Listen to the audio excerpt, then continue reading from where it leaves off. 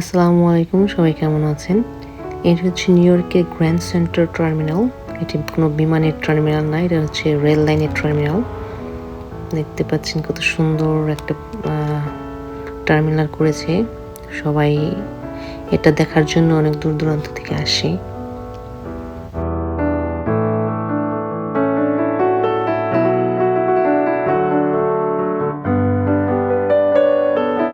কাজগুলো অসাধারণ, দেখতে পাচ্ছেন কত নিখুঁত কাজ।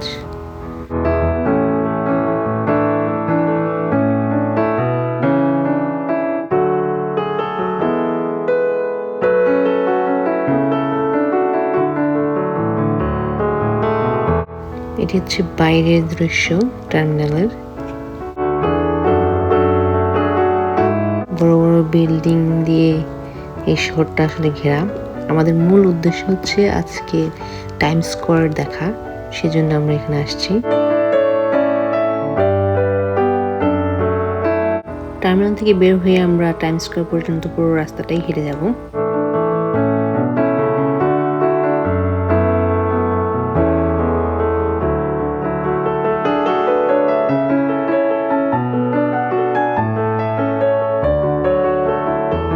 আমরা প্রায় চলে আসছি, আর এক ব্লক পরেই টাইমস স্কয়ার। এখানে একটু ঝিঝিয়ে নেওয়া হচ্ছে, সবাই হাঁটতে হাঁটতে অনেকটা ক্লান্ত। এখানে একটু সবাই যে যার মতো করে রেস্ট নিয়ে নিচ্ছে। এখন আশেপাশে শুধু বিল্ডিং আর বিল্ডিং, এত বড় বড় বিল্ডিং যে নিজেকে খুবই ছোট মনে হয় আসলে তাকালে।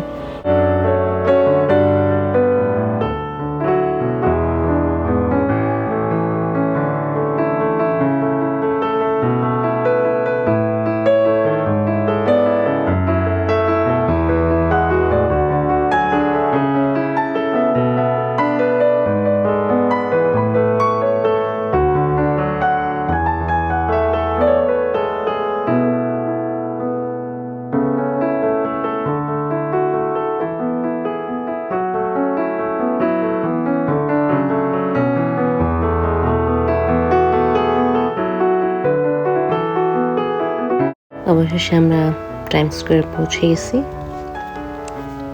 হচ্ছে টাইমস স্কয়ারের দৃশ্য। আসলে এটা মেইন টাইমস স্কয়ারের কেন্দ্রবিন্দু নয়, আমরা আরেকটু সামনে এগিয়ে যাব, যেখানে আসলে যেটাকে আসলে মেইন টাইমস স্কয়ারের কেন্দ্রবিন্দু বলা হয়, সেইখানটায় যাওয়ার চেষ্টা করবো একটু পরে, যেটা সামনে ওইখানটাতে আছে। এখানে আসলে আপনি আসলে যেটা দেখতে পারবেন, প্রচুর মানুষের কোলাহল, যে যেমন করে পারছে। ও আমাদের দেশে যেটা বলে আর কি, যেমন খুশি তেমন সাজা একটা ব্যাপার থাকে না স্কুলে, সেরকম যে যেরকম পারছে সেরকম সেজে খেলা দেখাচ্ছে ইনি একজন। তো এরা এরকম করে আসলে ইনকাম সোর্স হিসেবে এটাকে ব্যবহার করে।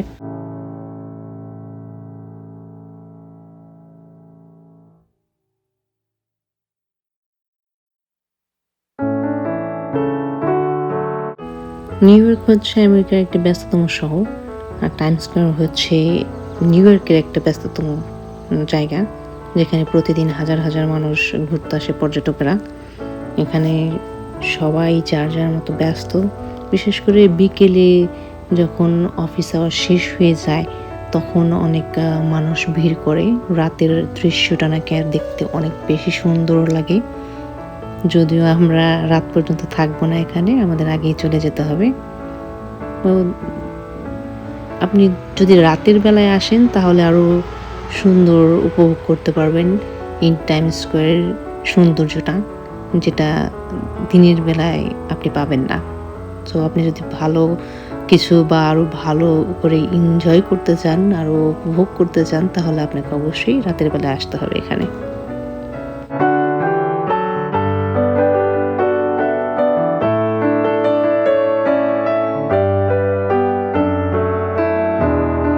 এখানে চলতে চলতে আপনি অনেককে দেখতে পাবেন সাপ অথবা গিরগিটির মতো অনেক কিছুই হাতে করে নিয়ে দাঁড়িয়ে আছে বা বসে আছে। অনেকে অনেকভাবে নিজেকে সাজিয়েছে। আপনি চাইলে তাদের সাথে ছবি তুলতে পারবেন। যদি ছবি তোলেন অবশ্যই তাদেরকে টাকা দিতে হবে, এটাই তাদের ব্যবসা। এরা এভাবেই তাদের জীবিকা নির্বাহ করে থাকে। তো এখানে একটা দেখতে পাচ্ছেন, উনি প্রস্তুতি নিচ্ছেন।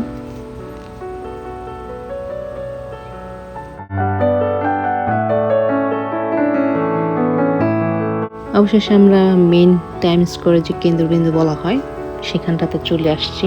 দেখতেই পাচ্ছেন এখন অত লোকজন আসে নাই, কারণ এখন মাত্র বিকেল। মানুষের পদাচরণ শুরু হচ্ছে, আস্তে আস্তে মানুষ বাড়ছে, কোলাহল বাড়ছে। এখানেও অনেকেই খেলা দেখাচ্ছে। এখানে আপনি বাসে করেও ঘুরতে পারবেন, তারা বিভিন্ন জায়গায় নিয়ে আপনাকে ঘোরাবে। আপনি রিক্সায় যদি চড়তে চান তারও একটা সুবর্ণ সুযোগ আছে। আমেরিকার মাটিতে বসে আপনি দেশের একটা ফিল পাবেন। এখানে রিক্সাও আছে, রিক্সায় আপনি ভাড়া করে ঘুরতে পারবেন। ঘোড়াও হয়তো পাওয়া যাবে, রাত্রে যদি আসেন তাহলে আপনি ঘোড়াও পেয়ে যেতে পারেন সৌভাগ্যবান হলে। তো বিভিন্ন ধরনের অ্যাক্টিভিটিস আপনি এখানে করতে পারবেন। আমাদের ঘোরাঘুরি শেষ, আমরা চলে যাব। বাচ্চারা ঘুমিয়ে গেছে, ক্লান্ত। এখন আর আমরা থাকবো না এখানে।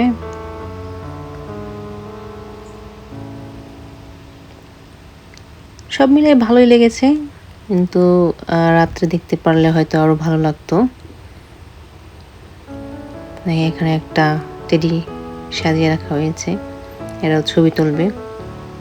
এরকম হাঁটতে হাঁটতে পথে আপনি অনেক দেখতে পাবেন যাদের সাথে ছবি তুলতে পারবেন।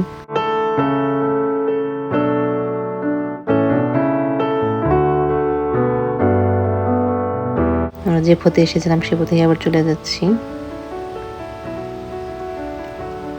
আমরা টিকিট কাউন্টারে চলে আসছি, এখান থেকে টিকিট নিয়ে আমরা আবার ট্রেনে করে চলে যাব। আমরা জ্যাকসন হেড থেকে ট্রেনে আসছিলাম, আবার ম্যানহাটন থেকে আবার জ্যাকসন হেডে আমরা ট্রেনে চলে যাব। ওখান থেকে আমরা আমাদের নিজস্ব গাড়ি করে আবার চলে যাব। দেখতেই পাচ্ছেন আসলে নিউ ইয়র্ক একটি ব্যস্ততম শহর। এখানে কেউ কারো নয়, যে যার জন মতো ছুটে চলেছে, সবাই অনেক ব্যস্ত, কোনো দিকে তাকানোর সময় নেই, কেউ কাউকে চেনে না। মানে অদ্ভুত একটা জায়গা এখানে। সময়ের সাথে মানুষ আসলে পাল্লা দিয়ে চলছে এখানে।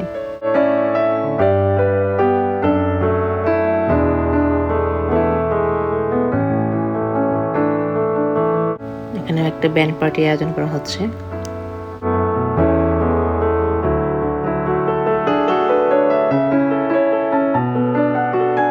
তো সবাই ভালো থাকবেন, সুস্থ থাকবেন।